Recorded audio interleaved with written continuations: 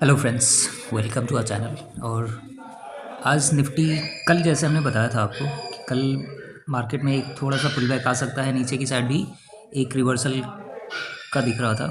अगर हम 15 minute time frame पे देखें तो हमें दिखेगा कि मार्केट एक बार नीचे गई थी ऑलमोस्ट 22,010 के आसपास, और फिर वहाँ से एक रिवर्सल आया। एक टाइम पे तो लग रहा था कि मतलब 22,200 का जो लेवल है उसके ऊपर क्लोजिंग हो सकती है, बट 22,200 के नीचे ही क्लोजिंग हुई है। जो क्लोजिंग कैंडल है काफ़ी अच्छा है, ठीक है। 142 के आसपास क्लोजिंग हुई है। तो अभी अगर हम देखें, अगर तो इस जोन पे आज का सपोर्ट था, ठीक है। कल हमने कहा था कि 22,300 का एक लेवल हो सकता है, और यहाँ पे ये जो जोन है 22,250 से 300 के आसपास, नीचे की साइड में 22,000 था। अगर 22,000 ब्रेक होता आज के दिन या फिर कल के दिन, तब फिर 21,880 तक जा सकता था, बट मार्केट यहीं से रिवर्स हो गया, जो कि अच्छी भी बात है। काफ़ी टाइम से गिर रहा है। अगर लास्ट 2-3 ट्रेडिंग सेशन से देखें तो ऑलमोस्ट 500 पॉइंट का फॉल है। तो कल के लिए हमारा ट्रेड कैसे रहेगा, क्या प्लान कर सकते हैं? तो कल के लिए हमारा जो ट्रेड रहना चाहिए, देखो मेन क्या है कि 22,580 के आसपास से ये फॉल आया था, तो एक छोटा सा पुल बैक आना ज़रूरी है, एटलीस्ट 300 पॉइंट तक।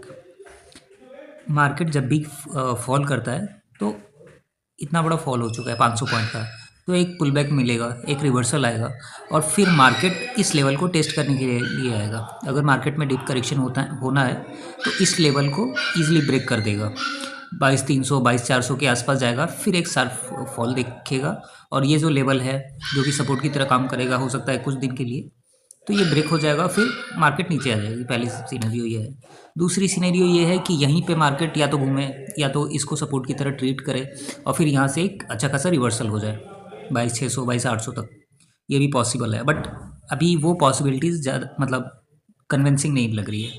अभी पॉसिबिलिटीज़ यही है कि या तो ये जो लेवल है 22,000 का, इसके आसपास जैसे आज एक रिवर्सल आया, तो कल मार्केट 22,300 के आसपास जाए, 22,400 के आसपास जाए, और फिर नेक्स्ट डे वहीं पे थोड़ा सा टाइम स्पेंड करके फिर थोड़ा सा फॉल आया, उसके अगले दिन थोड़ा सा फॉल आया, फिर जो 22,000 का लेवल है वो टेस्ट हो जाएगा कि यहाँ पे एक सपोर्ट बन रहा है, या फिर ये एक शॉर्ट टर्म के लिए था, एक आध दिन के लिए था, ठीक है। तो कल के लिए ये लेवल सपोर्ट की तरह काम करेगा। 22,000 का लेवल मार्क कर लो। 22,000 का लेवल अगर ब्रेक होता है तो फिर हम 21,800 850 880 का जो लेवल है वो हमारा सेकंड सपोर्ट हो सकता है। तो कल के लिए ये 22,000 का लेवल रहेगा नीचे की साइड में। अगर ऊपर के लेवल की भी बात करें तो पहला जो रहेगा वो 22,300 का रहेगा एज ए रेजिस्टेंस, तो ये लेवल काफ़ी क्रूशल हो जाएगा। और अगर 22,300 का लेवल ब्रेक होता है फिर आता है 22,450 का। तो कल के लिए नीचे की साइड में 22,000 और फिर 21,880 का, ऊपर की साइड में 22,300 और 22,450 का। अगर बैंक निफ्टी की बात करें तो बैंक निफ्टी में भी कल के लिए यही सपोर्ट रहेगा 47,900 का फर्स्ट, और दूसरा रहेगा 47,600 के आसपास। अगर हम रेजिस्टेंस की बात करें तो 48,500 का एक अच्छा खासा रेजिस्टेंस दिख रहा है यहाँ पे, तो ये फर्स्ट रेजिस्टेंस हो जाता है हमारा। सेकंड रेजिस्टेंस की बात करें तो 48,700 का सेकंड रेजिस्टेंस रहेगा। अगर हम इसके डेली कैंडल्स देखें या फिर मंथली डेली कैंडल्स देखें, तो डेली कैंडल्स में हमें दिख रहा है कि मतलब एक अच्छी खासी रिकवरी आई थी, 50-500 तक गया था, फिर वहाँ से फॉल आया था।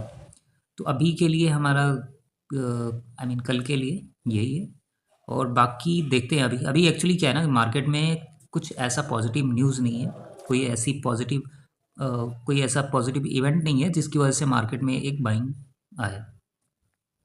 एचडीएफसी बैंक में बताया था हमने कि मतलब लास्ट फ्राइडे को काफ़ी अच्छी बाइंग थी इसमें, और आज सेलिंग देखने को मिली। ऊपर की साइड में अच्छा खासा एक, पहले तो ऊपर की साइड में ओपन हुआ था, फिर उसके बाद से ये भी डाउन आ गया। तो कल के लिए एचडीएफसी बैंक में अगर हम देखें तो ये जो ट्रेंड लाइन है ये ब्रेक हो चुका है, और अभी इस जोन के आसपास है, मतलब 1700 का जो लेवल है उसी के आसपास है।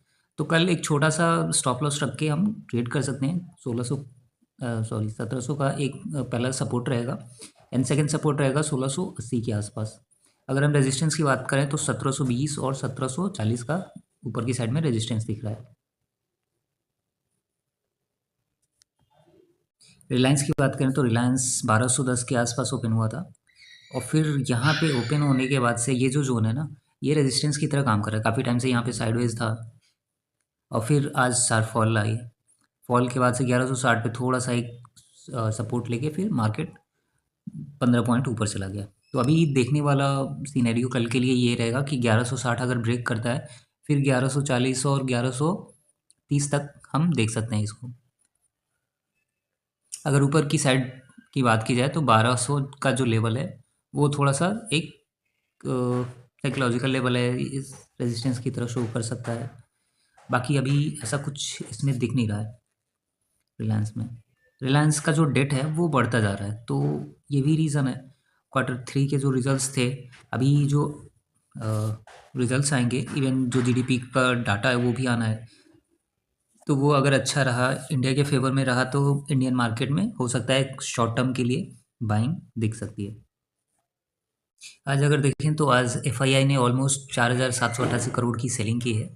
वहीं डीआईआई की बात करें तो डीआईआई ने ऑलमोस्ट 8790 करोड़ के आसपास बाइंग की है। अगर मंथली डाटा देखें तो इस महीने मतलब प्रीवियस मंथ 65,000 के आसपास बाइंग की थी, इस महीने 8,000 मतलब ऑलमोस्ट 9,000 करोड़ के आसपास है। लास्ट मंथ 58,000 59,000 करोड़ के आसपास सेलिंग की थी, इस साल भी मतलब इस महीने भी 5,000 करोड़ के आसपास सेलिंग है। तो अगर हम निफ्टी की आरएसआई देखें तो निफ्टी की आरएसआई जब जब 80 के ऊपर गया है, एक अच्छा खासा करेक्शन देखने को मिला है और ये करेक्शन ऑलमोस्ट 40 तक आया है, 40 के लेवल्स तक। ठीक है, तो इस बार भी मतलब इसके पहले जो 2020-21 में आया था 53 के आसपास आके वहाँ से रिवर्सल हो गया था। इस बार भी 80 के आसपास था और एक अच्छा खासा फॉल देखने को मिला है, ऑलमोस्ट 15-16% के आसपास।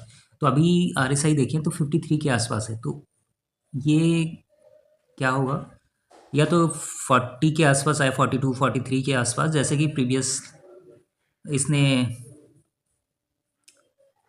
प्रीवियसली यहाँ पे आया है, या फिर यहीं से एक रिवर्सल हो जाए।